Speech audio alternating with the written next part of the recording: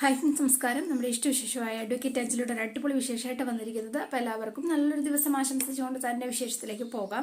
തുടങ്ങുമ്പോൾ തന്നെ കാണുന്നത് അഞ്ജലി വർക്ക്ഷോപ്പിലേക്ക് പോകാനായിട്ട് റെഡിയായി ഇറങ്ങുമ്പോഴാണ് അഭി വരുന്നത്. അപ്പോൾ അഭിയുമായിട്ട് സംസാരിച്ച ശേഷം അഭി അങ്ങ് മടങ്ങി പോവാണ്. ഇത് കേട്ട് നിന്ന് ഇന്ദിരയ്ക്ക് ഇത് സഹിക്കാനേ പറ്റിയില്ല. ഇന്ദിര വെപ്രാളം പിടിച്ച് ഓടിങ്ങ് വന്നിട്ട് എടി എറണം കെട്ടവളെ എന്ന് വിളിച്ചുകൊണ്ടാണ് വരുന്നത് തന്നെ. വന്നു കയറിയ മഹാലക്ഷ്മി ആണല്ലോടി നീ ഇടംകാലം കൊണ്ട് തട്ടിക്കളഞ്ഞത്. നീ എന്ത് ആന മണ്ടത്ര കാണിച്ചത്? നിനക്ക് ആ കാശ് എണ്ണി മേടിച്ച എന്തായിരുന്നു ഇപ്പൊ കുഴപ്പം എന്നിങ്ങനെ ചോദിക്ക. ശിവരാമേട്ടൻ എന്ന് പറഞ്ഞ് കിടക്കുന്നത് നീയും കണ്ടതല്ലേ? അതെ, അച്ഛന്റെ അസുഖം എന്താണെന്നും അതിനെന്താ ചെയ്യേണ്ടതെന്നും എനിക്ക് നന്നായി അറിയാം. അതിനുള്ള വഴിയും ഞാൻ കണ്ടിട്ടുണ്ട്. തൽക്കാലം ആരുടെ ഉപദേശം ഞാൻ തൽക്കാലം പുറത്തുനിന്ന് എടുക്കുന്നില്ല. ആയിക്കോട്ടെ, ഞാൻ പറയാനുള്ളത് പറഞ്ഞു. അപ്പോഴും നീ ഇങ്ങനെ ആദർശം വിളമ്പിക്കൊണ്ട് നടന്നോ? ഒടുവില മനുഷ്യനെ മേപ്പോട്ടെടുക്കുമ്പോഴേ നീ ഇത് തന്നെ പറയണം. ദേ അമ്മായി എന്ന് പറഞ്ഞ കൈ ചൂണ്ടി കേട്ടോ. ഞാനിവിടെ നിന്നാൽ ചിലപ്പോ ശരിയാവില്ല എന്ന് പറഞ്ഞോണ്ട് അഞ്ജലി വേഗം തന്നെ വണ്ടി എടുത്തോണ്ട് അങ്ങ് പോവാണ് കേട്ടോ. ആ പൈസ പോയതിലാണ് ഏറ്റവും സങ്കടം ഇന്ദിരയ്ക്ക്. മജിസ്ട്രേറ്റിനെ ഞാൻ പറഞ്ഞതൊട്ടും പിടിച്ചിട്ടില്ല. നിനക്ക് ഞാൻ കാണിച്ചു തരാടി ഇന്നിന് ആരാണെന്ന് നിനക്ക് ഞാൻ വച്ചിട്ടുണ്ടടി എന്ന് പറഞ്ഞോണ്ട് അപ്പൊ തന്നെ വേഗം തന്നെ അനുപമയുടെ ഫോണിലേക്ക് ഇന്ദിര അവിടെ കുത്തിയിരുന്നിട്ട് വിളിക്കുകയാണ് കേട്ടോ. അപ്പം അനുപമ വേഗം തന്നെ ഹലോ ഇതാരാ എന്നിങ്ങനെ ചോദിക്കട്ടോ. ആ അനുപമ മോളെ എന്തൊക്കെയുണ്ട് വിശേഷം എന്ന് ചോദിച്ച് നടന്നതും നടക്കാത്തതുമായ കാര്യങ്ങൾ മുഴുവൻ വേണ്ട അനുപമയുടെ ചെവിയിലേക്ക് എത്തിച്ചു കൊടുക്കുകയാണ് ഇന്ദിര. അപ്പം വേണ്ട നമ്മുടെ അഞ്ജലിയും അതുപോലെ തന്നെ കൂട്ടത്തിൽ ഒരാളൂടെ ഉണ്ട് കേട്ടോ. അപ്പോൾ ഇവർ രണ്ടുപേരും കൂടി ഇതേണ്ട വർക്ക്ഷോപ്പിലേക്ക് എത്തിയിരിക്കുകയാണ്. അപ്പം നേരെ വർക്ക്ഷോപ്പിലേക്ക് ഒന്ന് എത്തിയിട്ട് അതെ അങ്കിൾ എന്നിങ്ങനെ വിളിക്കുകയാണ് കേട്ടോ. അപ്പോൾ അഞ്ജലി വന്നിരിക്കുന്നത് അഞ്ജലിയുടെ സ്കൂട്ടി വിൽക്കാൻ വേണ്ടിയിട്ട് ഒരു വർക്ക്ഷോപ്പിൽ കൊടുക്കാനാട്ടോ. മൊയ്തു മേശ്ശേരിക്ക് വണ്ടിക്കച്ചവടം പണ്ടേ ഉള്ളതാ.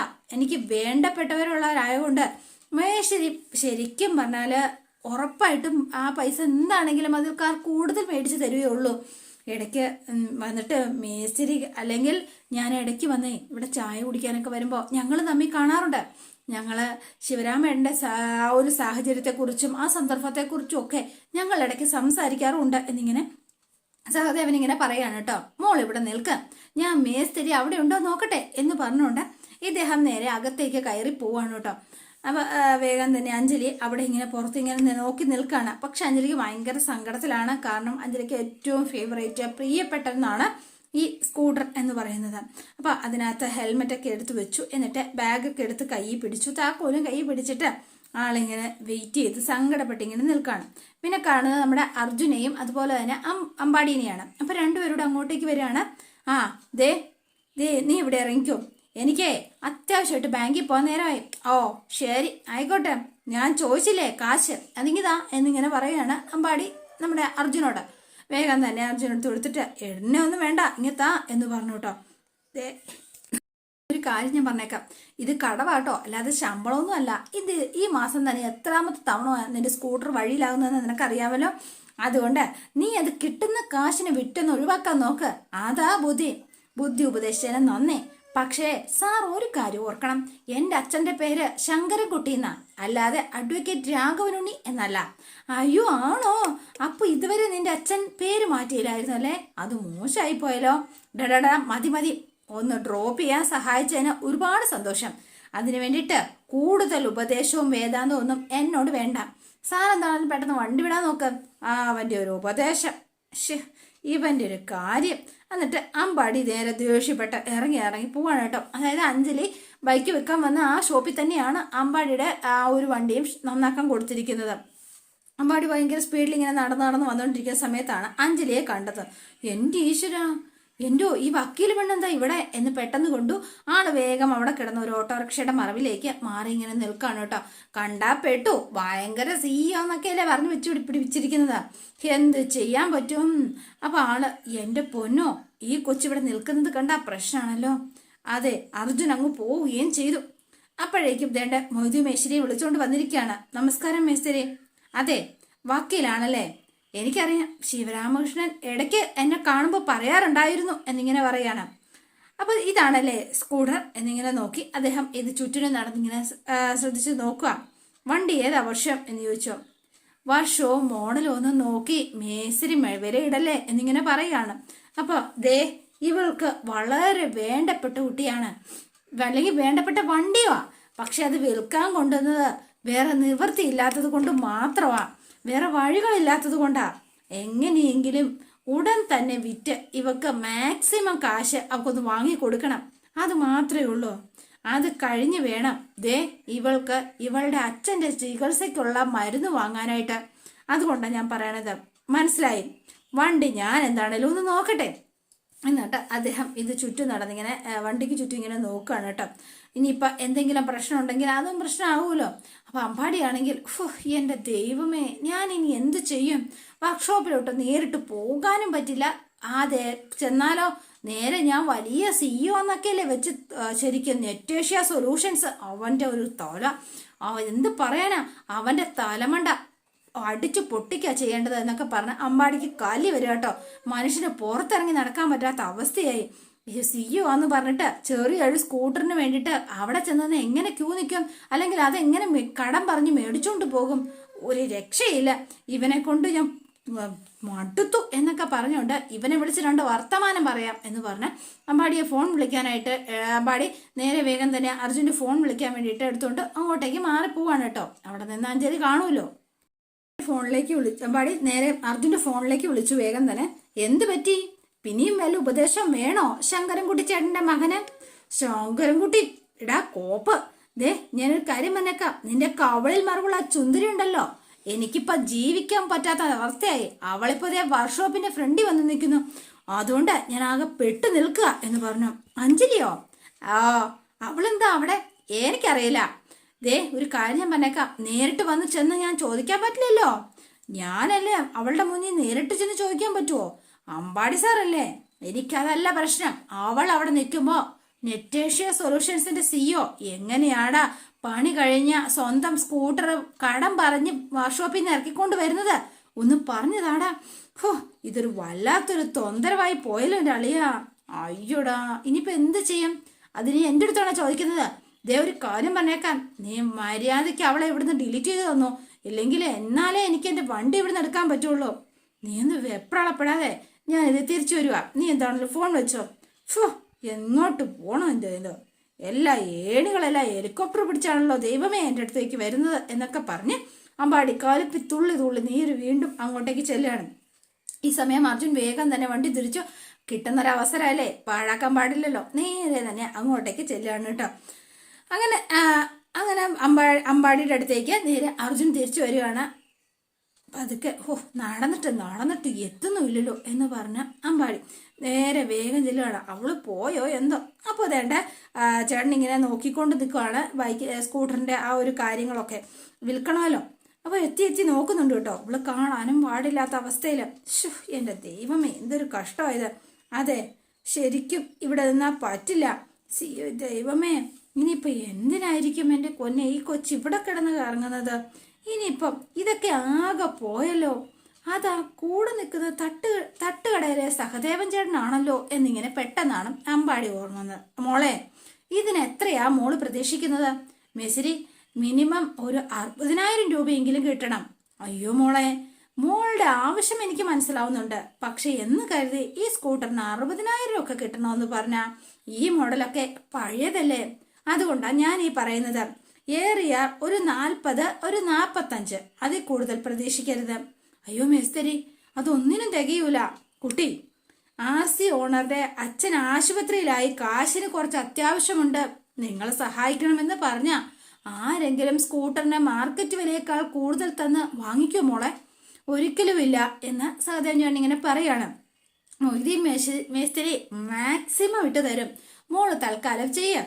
ഞാൻ മേസരിയോട് ഒന്നുകൂടി സംസാരിക്കട്ടെ എന്ന് പറഞ്ഞു. ശരി എന്ന് പറഞ്ഞോണ്ട് അപ്പോൾ പോകാൻ തുടങ്ങിയപ്പോൾ അഞ്ജലി വീണ്ടും ആ വണ്ടിയിൽ ഇങ്ങനെ തൂത്ത് തലോടി ഇങ്ങനെ നിൽക്കണം കേട്ടോ. ഒരുപാട് ഓമനിച്ച് സ്നേഹിച്ച് കൊണ്ട് നടന്ന ഒരു വണ്ടിയായിരുന്നു അഞ്ജലിക്ക്. അത് പ്രിയപ്പെട്ട സാധനം. അപ്പോൾ ഇതിങ്ങനെ നിൽക്കുന്നത് കണ്ടപ്പോൾ വേഗം തന്നെ സഹദേവൻ ചേട്ടൻ ഇങ്ങനെ പറയാണ്. അതെ മോളെ, ഒരു കാര്യം ഞാനിന്ന് പറഞ്ഞോട്ടെ. നമ്മളൊരു സാധനം വിൽക്കാൻ തയ്യാറായാൽ അല്ലെങ്കിൽ വിൽക്കാൻ തീരുമാനിച്ചാൽ പിന്നീട് നമ്മൾ അതിനെ സ്നേഹിക്കരുത്, ഒരിക്കലും സ്നേഹിക്കരുത്. അത് വല്ലാതെ ഉള്ളുപിടയുന്ന ഒരു വല്ലാത്ത ഇടപാടാ, പ്രത്യേകിച്ച് വണ്ടിയുടെ കാര്യത്തില്. അതാ ഞാൻ ഉദ്ദേശിച്ചത്. മോൾ എന്താണേലും പോയിക്കോ. പാർട്ടികൾ ആരെങ്കിലും വന്ന് വീഴുന്നേ, അപ്പോൾ മേസ്തിരി വിളിച്ചോളൂ കേട്ടോ, മോള് ചെല്ല് എന്ന് പറഞ്ഞുകൊണ്ട് അഞ്ജലിയെ അങ്ങോട്ടേക്ക് പറഞ്ഞു വിട്ടു. അഞ്ജലി മനസ്സിലാ മനസ്സോടെ ആണെങ്കിലും പാവം അങ്ങോട്ടേക്ക് പോവാണ്. പിന്നെ നെറ്റേഷ്യ സൊല്യൂഷൻസിന്റെ CEO അവിടെ ഓട്ടോറിക്ഷയുടെ പുറകിൽ പതുങ്ങി നിൽപ്പുണ്ട്. അഞ്ജലി പോകുന്നതും കാത്ത്. രക്ഷപ്പെട്ടു. അപ്പൊ ശരി, പറഞ്ഞ കാര്യം മറക്കല്ലേ എന്ന് പറഞ്ഞ് മേസ്തിരിയോട് കാര്യവും പറഞ്ഞിട്ട് സഹദേവൻ അങ്ങോട്ടേക്ക് പോവാണ് കേട്ടോ. അപ്പൊ വേഗം തന്നെ അമ്പാടി അവിടെ നിൽപ്പുണ്ടായിരുന്നു. കാര്യം എന്താ അറിയണമല്ലോ. അപ്പൊ ചോദിക്കാം, ഒന്നും അറിയാത്തതുപോലെ ആളവിടെ നിന്നിട്ട്, ചേട്ടാ ദേ എന്താ നമസ്കാരം, ചായ തട്ടൊക്കെ വിട്ടോ, ഇതെന്താ വർക്ക്ഷോപ്പില്? ഒന്നും പറയണ്ടോ, വളരെ വേണ്ടപ്പെട്ട ഒരു പെങ്കൊച്ചിനെ സഹായിക്കാൻ വേണ്ടി വന്നതാന്നേ. നമ്മുടെ ഒരു സുഹൃത്തിന്റെ മകളാ, അവളുടെ സ്കൂട്ടർ ഒന്ന് വിറ്റ് കൊടുക്കാൻ വേണ്ടി വന്നതാ. അപ്പോഴാണ് കാര്യം മനസ്സിലായത് അമ്പാടിക്ക്. അപ്പൊ നടന്ന കാര്യങ്ങളൊക്കെ എല്ലാം തന്നെ ഇങ്ങനെ സഹദേവൻ അമ്പാടിയോട് പറയാണ് കേട്ടോ.